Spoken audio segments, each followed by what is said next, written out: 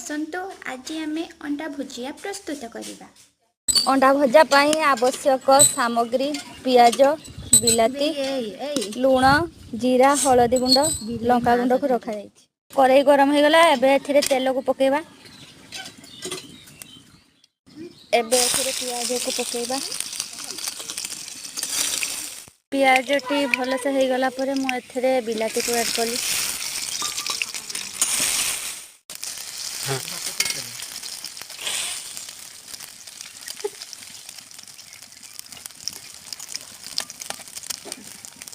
आ गोटे अंडा को मर्डर कला गला।